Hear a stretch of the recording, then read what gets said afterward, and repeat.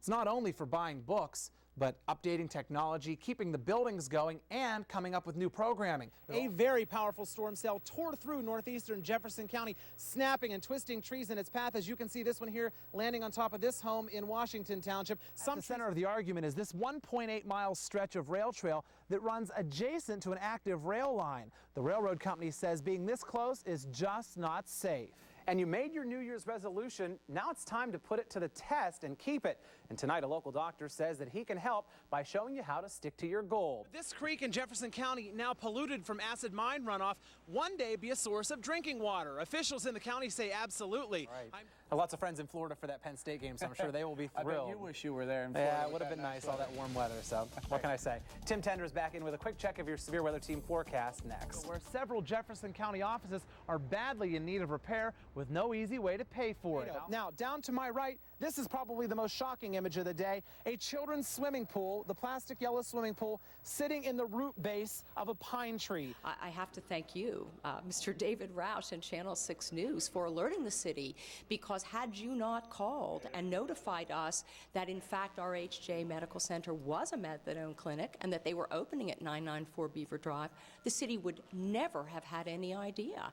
Closer backup on Sunday. Will you tell us why you didn't call for closer backup on Sunday, Chief? Chief, will you tell us why you didn't call for closer backup on Sunday?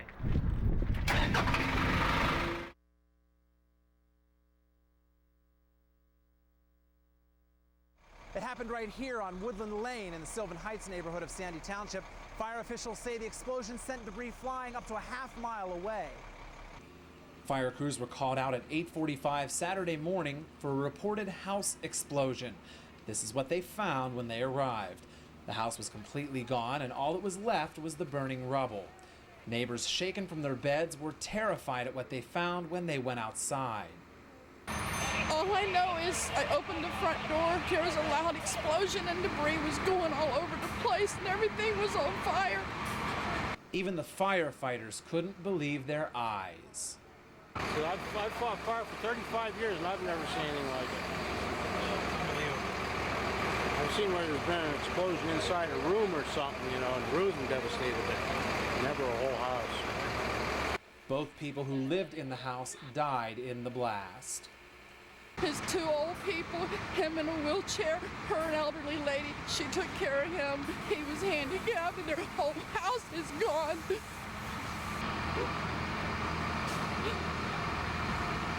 This neighboring house had severe damage. Its foundation pushed in 3 inches, windows blown out by flying debris, and this window impaled in the roof.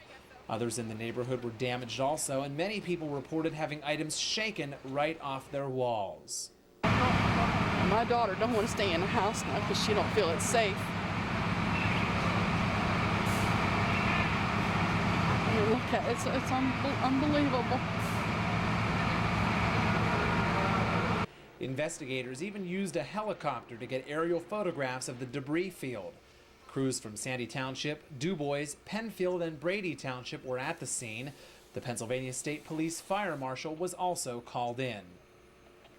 Now cleanup crews and fire officials are piecing through the rubble to try and figure out what caused this deadly explosion. Reporting in Du Bois, I'm Dave Roush, Channel 6 News.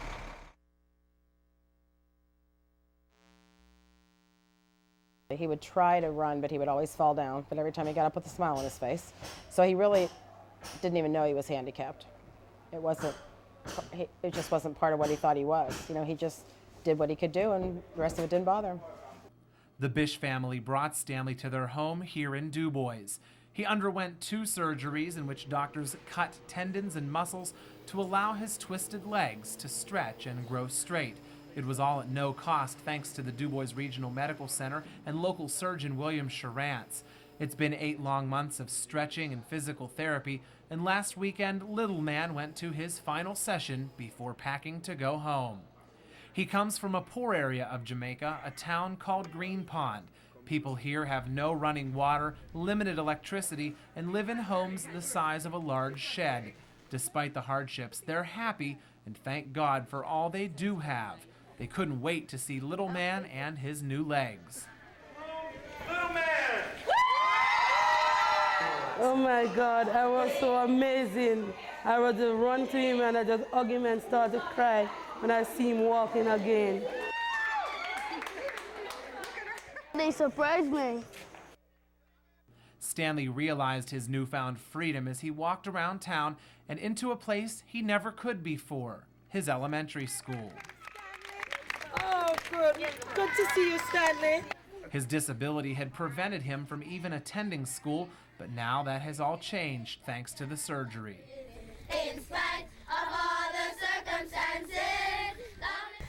How happy we are today to welcome back Stanley to school. It's a bittersweet reunion, though. He's now home and close to friends and family, but leaves behind the U.S. to return to a life without fast food, hot showers, and other conveniences we all too often take for granted. Little man's mother says she's forever grateful. And thanks to the American who give their love for little man and help him a lot. And the doctor who take care of him, and the bishop family, and Henry and Miss Linda, I give my love to them because. Thank you. Yeah. Now Stanley can climb the hill to his 12 by 24-foot home all by himself, where he'll rejoin his 6 brothers and sisters.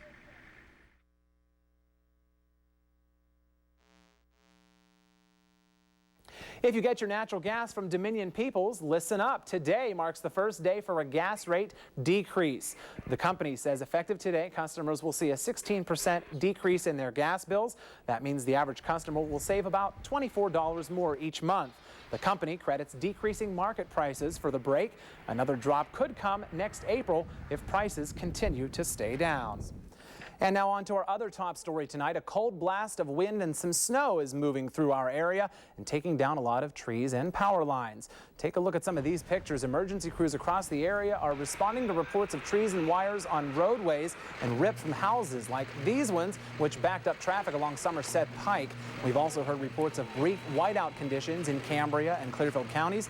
So how much more of this kind of weather can we look forward to tonight?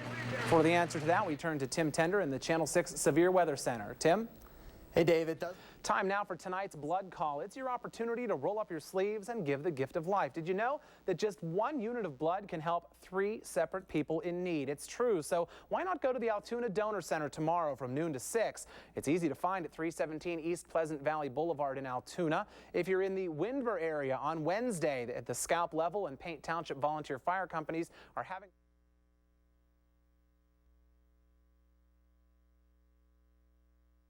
everything from fire building, outdoor skills, and obstacle courses.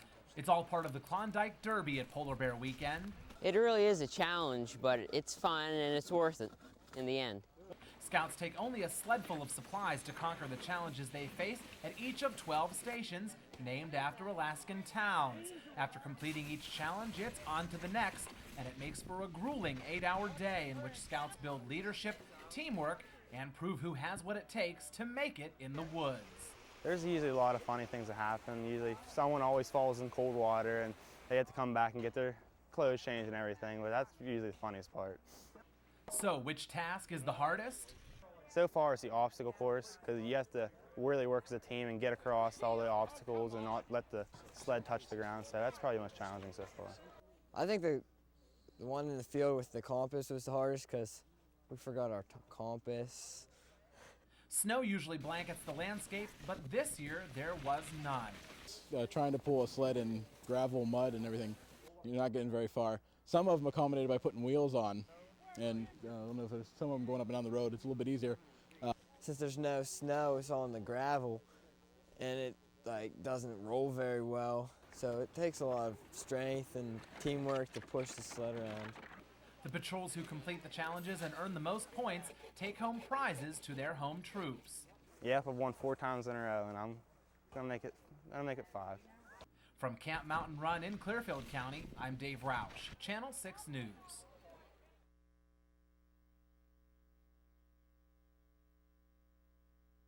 Gobbler's Knob has all but cleared out at this point in the afternoon, but officials say at its peak, today's crowd was the largest weekday crowd on record. Revelers filtered in starting at 3 o'clock this morning, filling in by the thousands, about 14,000 at last count. They carried signs, danced, waved terrible towels in support of the Steelers, and of course, partied. Yeah, it's my first time here, and it's going great. We're partying! And right around 7:23, the long-awaited prediction rang out. Some folks had their own predictions of what Phil may or may not see. Shadow, shadow, shadow, shadow, shadow, shadow. Today on the knob, as I'm doing my job, I don't like this likeness of me. It's my shadow I see. 6 more weeks of mild winter weather there will be. So, like it or not, it looks like 6 more weeks of winter, according to Punxsutawney Phil. But the one prediction we didn't hear him make, the score of this weekend's Super Bowl. On Gobbler's Knob in Jefferson County, I'm Dave Roush, Channel 6 News. Looks pretty good. That'll do it for our 6 o'clock report. Nightly news is up next. We'll see you here for Channel 6 News at 11.